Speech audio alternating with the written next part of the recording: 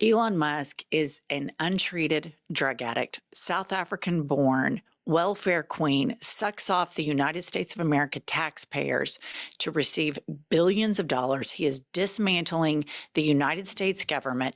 And recently, Senator Mark Kelly, go ahead and put up the slide, Senator Mark Kelly of Arizona went to Ukraine and supported democracy on the world stage. And Just Jack on Blue Sky posts, only in America could a ketamine-infused South African oligarch call a Navy captain, astronaut, and U.S. sitting senator a traitor for supporting our allies and standing up to Russia. So Mark Kelly posts that he was in Ukraine.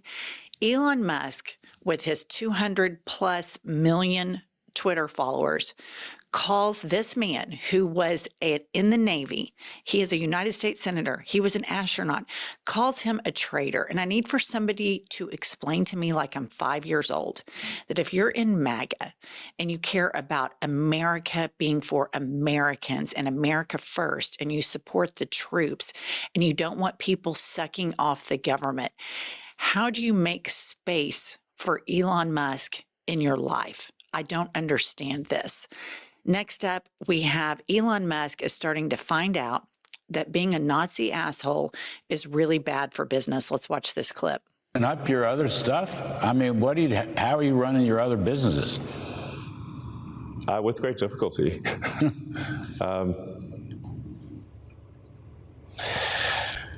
Yeah, I mean. But there's no turning back, you're saying. So there he is, Elon Musk, who thought he was on top of the world. Vanity Fair has reported that he wants to be emperor of the world. This man is so strung out on ketamine. And then he supports Trump to the tune of $270 million. I believe he's very closely connected to Putin and or owned by Putin, because the constant acquiescence and capitulation to Russian propaganda, as seen in the previous post, is something that any democratic country should run from. And here he is, he's getting eviscerated. His Tesla stock is in an absolute free fall, and he is sitting there. It's really hard. And then MAGA, these supporters say, oh, Elon Musk is doing this just because he wants to save America. He is on the record during the campaign as saying, if Trump doesn't win, I'm probably going to go to prison for a long time. The only reason Musk is doing this is to save himself, and he has his own personal ambitions to somehow align with Putin to be emperor of the world. And this is where America and MAGA are so short-sighted. There's this quick, oh my God, we won. Elon Musk makes $300 billion in the stock market. Everybody goes and kisses the ring. 2 months later, this thing is an absolute abject failure. MAGA is in an absolute free fall, and we're all the collateral damage from it. But everybody gets so short-sighted with Trumpism. It's a very short-sighted, oh, we're going to go kiss the ring. We're going to go suck up. And they don't play the tape through. And this is a classic earmark of drug addicts. They never play the tape through. He was only feeling like he was on top of the world when his stock's rising. He and Donald Trump basically lived together. You never see any daylight between them. And now the whole thing is starting to rain hellfire down on Musk. I love every single second of it. All right, next up, we have Trump feels bad for Musk. Put up this.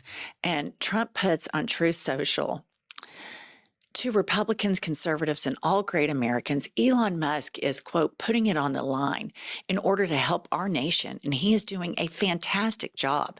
But the radical left lunatics, as they often do, are trying to illegally and collusively boycott Tesla, one of the world's great automakers, and Elon's baby, in order to attack and do harm to Elon and everything he stands for.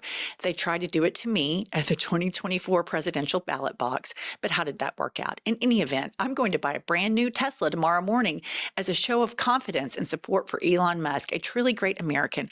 Why should he be punished for putting his tremendous skills to work in order to help make America great again? Okay, again, short-sighted. Trump has all these billionaire oil guys that donated a shit ton of money to get him elected. And the biggest impediment to them having longevity in the market are electric vehicles. And so do it. Go buy a Tesla, see how well that plays out. Europe and the rest of the free world, when they see the CEO and the executive of a company doing Nazi salutes, they think, you know what? We don't want to do business with that guy. So Trump, buy your Tesla, drive it around the White House if you know how to drive. And let's see how all of the oil barons like that. All right, next. I mean, it's when it rains, it pours. Next, X got hacked yesterday, like 4 or 5 times. Let's put this up. There was a cyber attack on X today, which shut it down and may have been foreign sourced. Yes. It's a big story. You want to give us a moment on that? Well, we're not sure exactly what happened, but there was a massive cyber attack to try to bring down the X system with IP addresses originating in the Ukraine area. Okay, he's 1000% lying. He is completely lying. Ukraine did not hack X. This is exactly what Vladimir Putin wants him to say. Some other groups have taken credit for it, but how do we know that it's not Putin saying, look, I own you guys. You better stay the course and dismantle the American economy. You better dismantle the American military. You better dismantle the American government. Because these are the little things that Musk and Trump care about. They care about their own personal gains, their own personal little companies. And so I think this is pretty interesting, but it absolutely was not Ukraine that hacked X. Okay, then in the same interview, Elon Musk, and I want you to think about this. This is a man who is allegedly one of the richest men in the world, and he has come into the United States of America. A lot of people say illegally, that he extended a visa and that he would be qualified to be deported. And this is according to Musk's own AI Grok on Twitter. If you dive into it and ask the artificial intelligence, is Elon Musk eligible for deportation? There's a pretty big case that he could be, but I digress. But he wants to come into our country and he wants to take away items that hardworking Americans have paid into, like Social Security.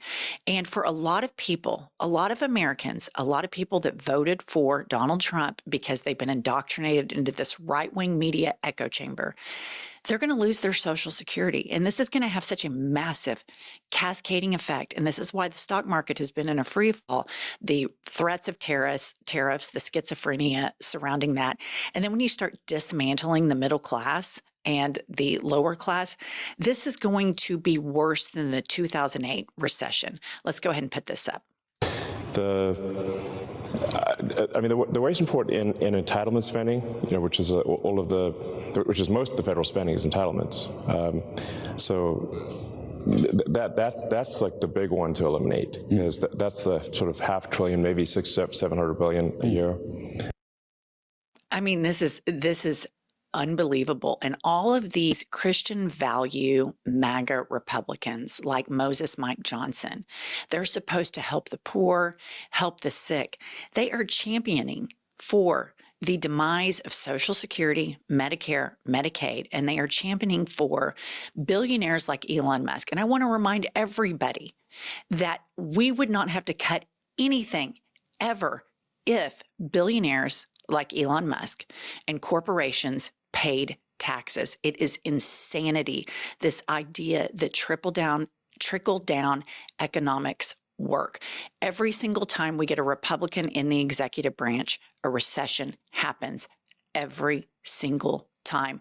Wealth does not trickle down. It is a myth, and the Democrats have got to hit this hard. And kudos to Bernie Sanders, who acts more like a Christian than all of the Christians that I've ever met in my life, and he is not one, who constantly advocates for the poor, for the sick, for the hardworking to just have a decent life and be paid a respectable, decent wage. And you would think that this would be the mission of the Christian faith, but it's not. It's to enrich people like Elon Musk, who has 14 children with I don't know, 7 or 8 different baby mamas, but family values. And so let's see how this is playing on Fox News. Let's listen to Sean Hannity. And by the way, you know what? Personally, I hate what they're doing to this guy. I'm going to go out. A friend of mine has a Tesla. I've driven it. I loved it. It's a great car.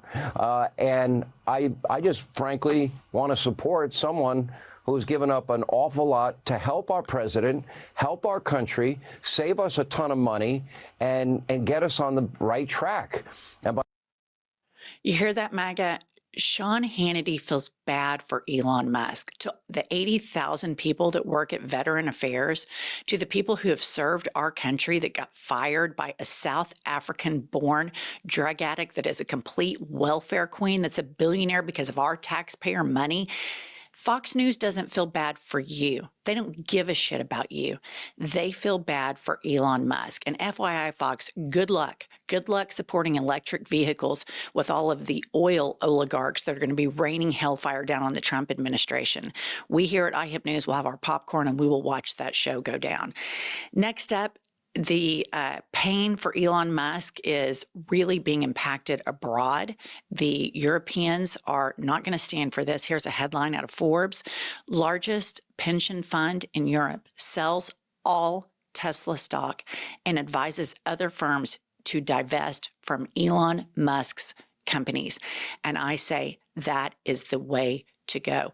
Elon Musk, you play stupid games, you're going to win stupid prizes.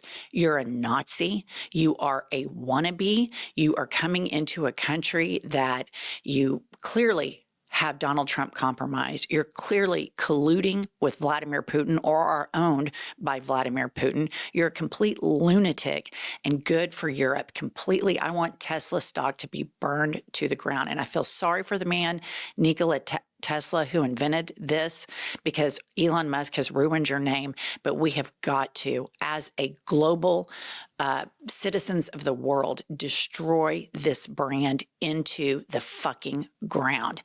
And I want to leave you all with a little bit of Christian values, because it's my favorite thing to pick on. Here we have a Chick-fil-A owner. Let me enlarge this. Here we have Ohio Chick-fil-A owner Stacey Austin has been arrested for driving over 400 miles to North Carolina with ill intentions to meet a 15-year-old child on a Sunday, of course. Those are MAGA values. This is IHIP News. Make sure you subscribe, and we'll see you all later.